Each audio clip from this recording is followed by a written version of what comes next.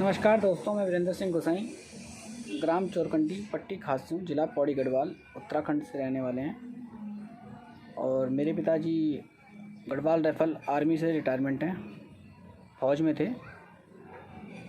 और मैं काफ़ी टाइम से फेसबुक, व्हाट्सएप, ट्विटर और यूट्यूब के माध्यम से काफ़ी पोस्ट डाल रहा हूँ।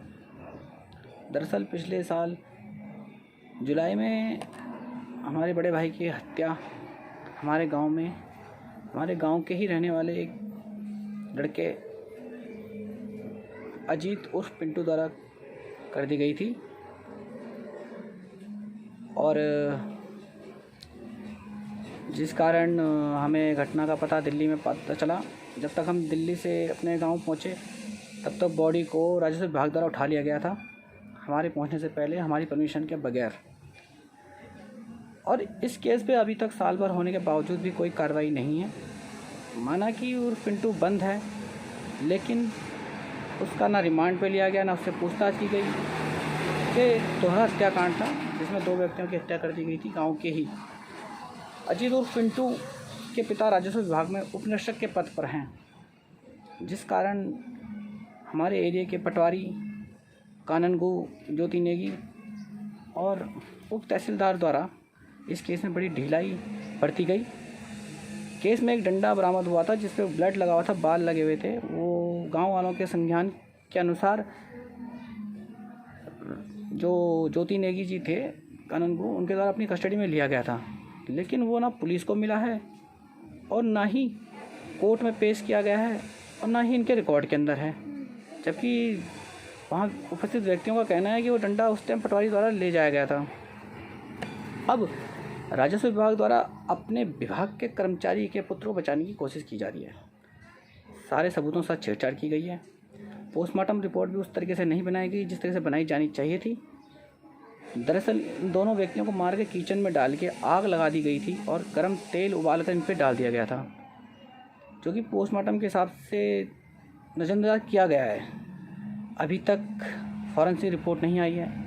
कोई कॉल डिटेल के आधार पर कोई गिरफ्तारियां नहीं की गई हैं। और हम लोगों के मानने से इसमें अपराधी की मां का भी और भाइयों का भी साथ था। और पिता ने अपने पुत्र को पूरी गाइडेंस दी किस तरीके से इस हत्या को वो आत्महत्या का रूप दे सके। उसके बावजूद उत्तराखंड सरकार द्वारा उसके पिता को प्रमोशन दिया जा रहा है। उप निरीक्षक से कानूनगो बनाने की तैयारी की जा रही है। एक ऐसा व्यक्ति जो किसी हत्या के मामले में लिप्त हो, संदिग्ध हो, उसे सरकार पदोन्नति कैसे दे सकती है। दूसरा, इस केस पे इतनी ढिलाई बरती जा रही है। इस पे काफ़ी आंदोलन किया गया, चक्का जाम किया गया, डीएम का घेराव किया गया। उसके बावजूद ये राजस्व विभाग से ये केस पुलिस विभाग को ट्रांसफ़र किया गया, लेकिन उसमें भी सही रूप से कार्रवाई ना होने के कारण, हमारे रोष पब्लिक गांव के विरोध के कारण इस केस को सतपुली स्थित चौकी में ट्रांसफ़र कर दिया गया। लेकिन अभी तक 9 महीने बीतने के बाद पहली पेशी तक नहीं चालू की गई है और अभी भी हत्या के आरोपी बाहर घूम रहे हैं। उसकी मां, उसके पिता को तो प्रमोशन दिया जा रहा है। अभी किसी से पूछताछ नहीं की गई, ढंग से पूछताछ नहीं हुई है। ना कॉल रिकॉर्ड के आधार पर कोई गिरफ्तारी या पूछताछ की हो। और पीड़ित परिवार को तो बताया ही नहीं जा रहा कि आखिर केस में चल क्या रहा है। कभी कोर्ट बंद हो जाते हैं, कभी फॉरेंसिक रिपोर्ट ना आने के कारण पेशी ना होने की बात कही जाती है। जो गवाहियाँ हैं भी गांव की 4-5 गवाहियाँ, अगर मान लीजिए लेट हो गई और उनमें से कोई गवाह, भगवान ना करे, नहीं रहता, कोई बात हो जाती है, तो क्या जो गवाहियाँ दे रखी हैं वो मान्य होगी कोर्ट के द्वारा, कि यह कह के टाल दिया जाएगा कि गवाह ही नहीं रहा। मेरे द्वारा माननीय अमित शाह जी को दिल्ली नॉर्थ ब्लॉक में एक स्पीड पोस्ट किया गया था, लेटर लिख के अपने पिता की तरफ से, क्योंकि मेरे पिताजी फौजी से रिटायरमेंट हैं। पूरे टाइम वो अपने बच्चों से दूर फौज में रहे और जब बच्चों के साथ रहने का मौका आया तो बच्चों की ही हत्या कर दी गई। और अब वो, वैसे हम दिल्ली रहते हैं और पूरा फैमिली दिल्ली रहती है, तो माताजी को अब भाभी के साथ रहना पड़ रहा है क्योंकि बच्चों के पेपर हैं, उनको देख रेख, भाभी को नौकरी करनी पड़ती है और पिताजी को कोर्ट के चक्कर में गांव के चक्कर लगाने पड़ते हैं। महीने महीने गाँव रहना पड़ता है। कोई खाना बनाने वाला नहीं है, कोई रोटी देने वाला नहीं है। एक टाइम बना ली तो ठीक है, नहीं तो कोई बात नहीं। ऐसे लग रहा है कि हत्यारों ने नहीं, उसी के परिवार के लोगों ने किया हो, जो उनको सज़ा मिल रही है। आखिर इस पर कार्रवाई क्यों नहीं की जा रही?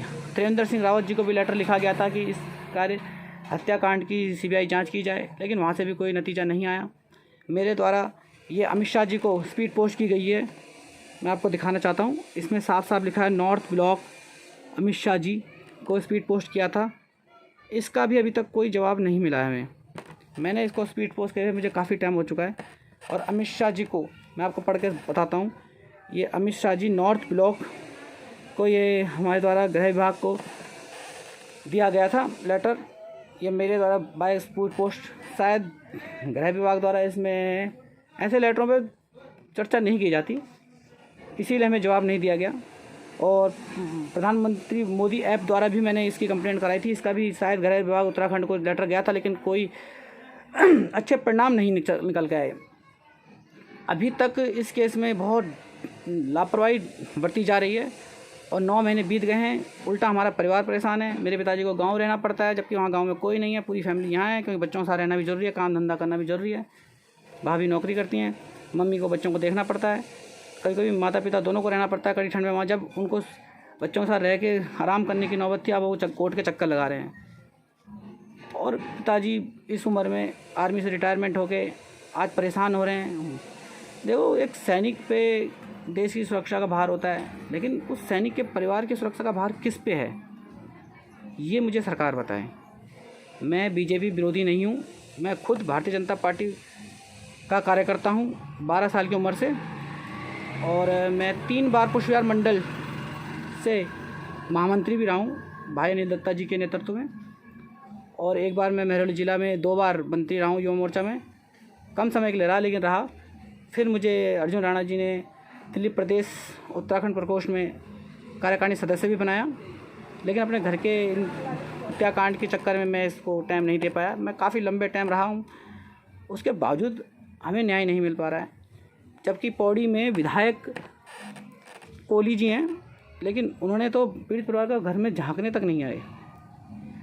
भारतीय जनता पार्टी की सरकार है उत्तराखंड के अंदर, फिर भी हम अपने ही कार्यकर्ता को इंसाफ नहीं दिला पा रहे हैं।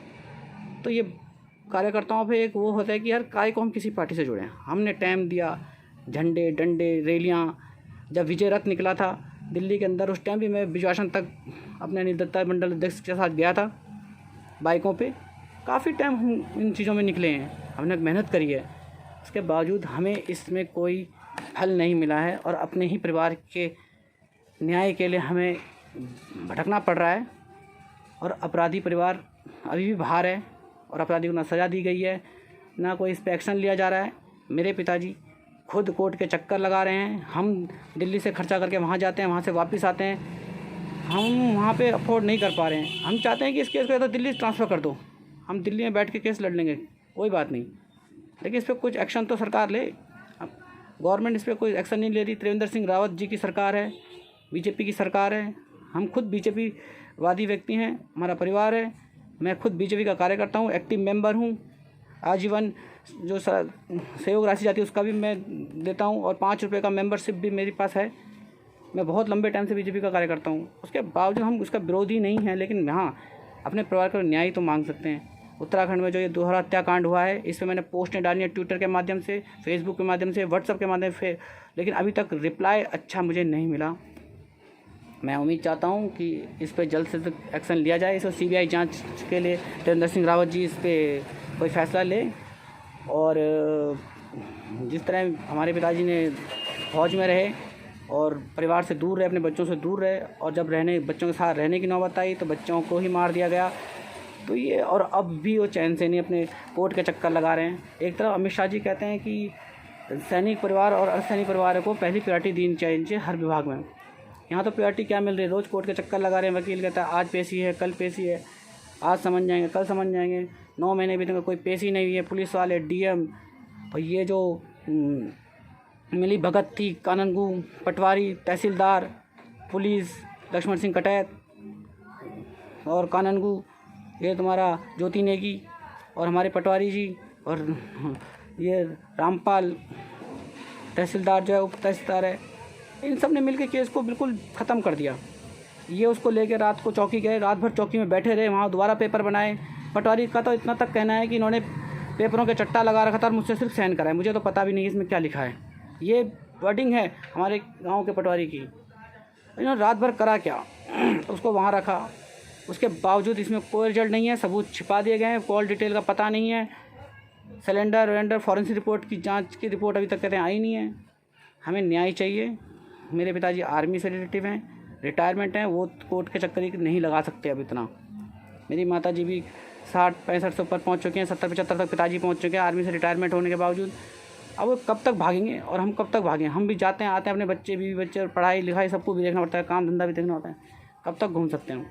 इसलिए हमें उम्मीद है त्रिवेंद्र सिंह रावत जी की सरकार से, अमित शाह जी से, नरेंद्र मोदी जी से कि इस बारे में सोचें और इस पर जल्द से जल्द एक्शन लें। मैं फिर रिपीट करता हूँ, मैं उत्तराखंड पौड़ी ज़िला ग्राम चोरकंडी पट्टी खास्यू ब्लॉक पाबो से रिलेटिव हूँ और हमारे परिवार पे जो ये हुआ है, ये दोहरा हत्याकांड में, इस पर जल्द से जल्द एक्शन लिया जाए। ये केस लटकाया जा रहा है, बाद में गवाह इधर उधर हो जाएंगे या किसी कुछ हो गया तो ये गवाहियाँ नहीं मानी जाएंगी। कॉल डिटेल कहाँ गई हैं, वो डंडा कहाँ गया है जिससे पटवारी ने अपने हैंडओवर लिया था। एक शर्ट थी हमारे घर में पड़ी हुई, माना जा रहा है कि लोगों का कहना है कि वो उस रात पिंटू ने पहनी हुई थी और अजीत और पिंटू हत्यारे ने पहनी हुई थी, वो हमारे घर के किचन के पास बरामद हुई, लेकिन उसका भी अभी तक कुछ नहीं पता चला कि क्या है। उसके साथ जो उसकी माँ इन्वॉल्व थी, उसका भाई इन्वॉल्व था, उनसे ढंग से पूछताछ नहीं की गई। पटवारियों ने पिंटू को अपनी कस्टडी में रख के ये दर्शाया कि हमने इसकी रिमांड ले ली है और इसने ऐसे कोर्ट में पेश कर दिया, उसके बाद दोबारा रिमांड मिली नहीं थी। तो सरकार इस पर ध्यान दें और मैं ऐसे पोस्ट आगे भी डालता रहूँगा और हो सके तो कुछ टाइम बाद हम जंतर मंतर पे अपने बहुत दोस्तों के साथ, उत्तराखंडी लोगों के साथ एक दिन के लिए प्रदर्शन भी करूँगा। तो मैं चाहता हूँ माननीय त्रिवेंद्र सिंह रावत की सरकार से, माननीय गृह मंत्री अमित शाह जी से और नरेंद्र मोदी जी से कि एक सैनिक परिवार को न्याय दे। हम इस केस को तो छोड़ेंगे नहीं, अभी नहीं, कल नहीं, कभी नहीं। और ऐसा नौबत ना आए कि कानून से न्याय ना मिलने के बाद हमें अपने हाथ में कानून लेना पड़े, क्योंकि हम इस केस में किसी भी हत्यारे को नहीं छोड़ेंगे।